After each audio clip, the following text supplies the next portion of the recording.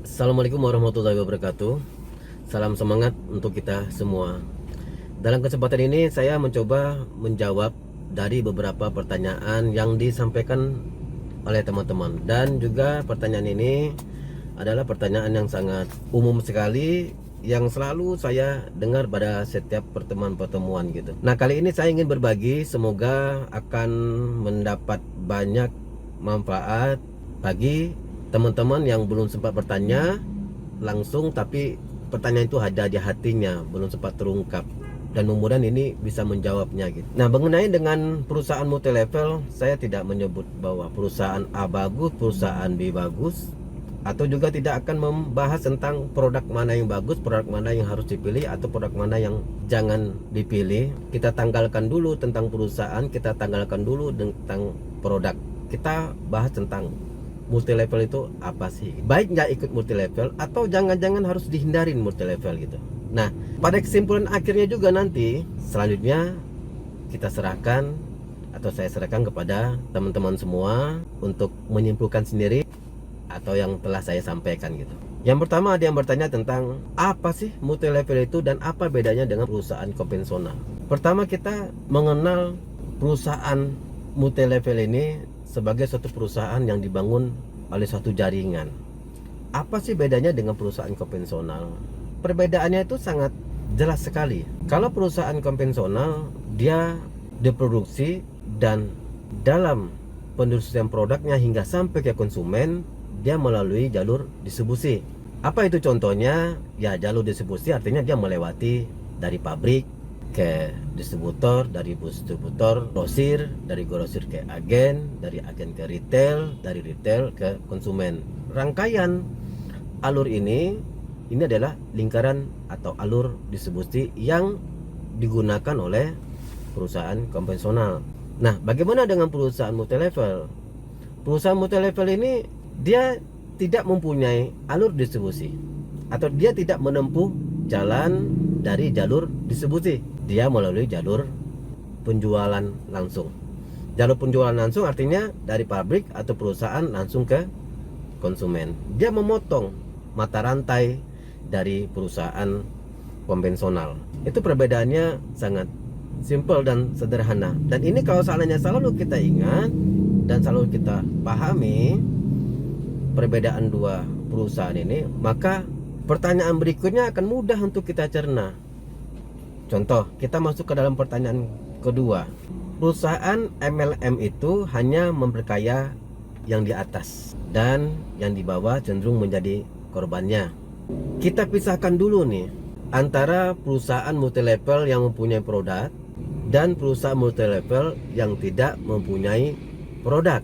Kalau seandainya saya tanya, ketika teman-teman membeli satu produk di mall, di minimarket, atau di toko-toko yang bukan produknya multi level, kalau saya akan kembalikan ini kepada perusahaan konvensional, produk yang konvensional, bukankah sama saja kita simpulkan bahwa kita hanya mengayakan atau memperkaya perusahaan?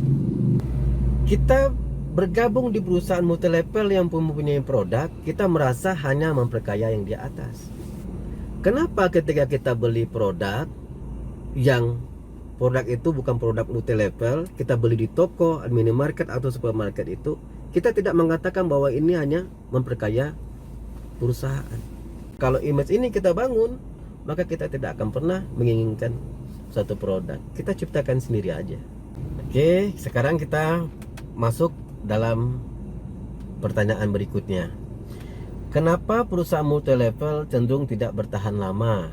Di sini sebelum saya menjawab, kita sepakati terlebih dahulu bahwa kita hanya membahas perusahaan multi level yang mempunyai produk. Kenapa perusahaan multi level cenderung tidak bertahan lama? Sebenarnya hal ini juga dialami oleh perusahaan konvensional. Tidak sedikit perusahaan konvensional juga ada yang tidak bertahan lama. Perusahaan multi level juga tidak sedikit yang juga tidak bertahan lama.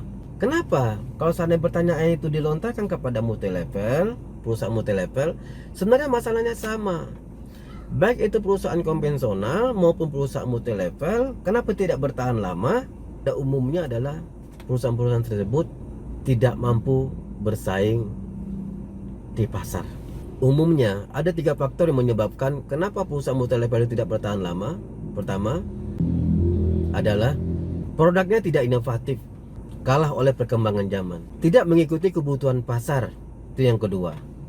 Yang ketiga adalah harganya cenderung mahal dan kalah oleh produk-produk konvensional dengan manfaat yang sama, dengan kelebihan keunggulan yang sama, dengan harga yang lebih murah. 3 faktor ini cenderung yang membuat perusahaan multilevel itu tidak bertahan lama. Dan 3 faktor ini juga yang membuat perusahaan konvensional juga tidak bertahan lama. Ini umum terjadi dari suatu perusahaan, 3 faktor ini.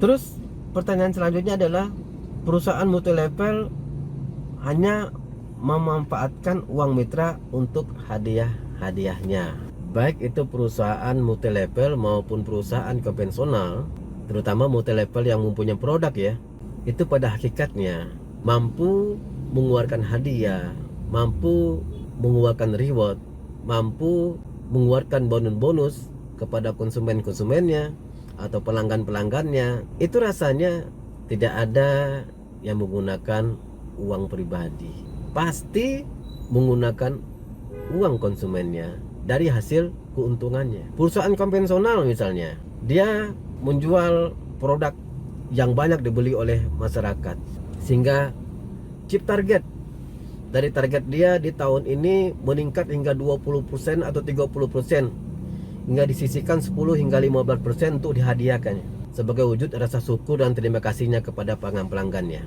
Dari mana uangnya? Ya dari pelanggan-pelanggan yang beli. Samalah dengan perusahaan multilevel.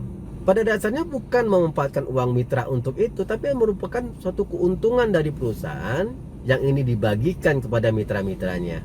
Karena apa? Semuanya menggunakan target. Target dari perusahaan konvensional ini apabila tercapai, dia bisa mengeluarkan biaya bonusnya. Begitupun perusahaan multilevel. Tidak akan ada perusahaan multilevel yang hanya memberikan hadiah cuma-cuma tanpa melampaui target-target tertentu oleh mitra-mitranya. Begitupun yang dialami oleh perusahaan konvensional. Terus pertanyaan berikutnya adalah, bagaimana sih caranya memilih perusahaan multilevel yang tidak berisiko?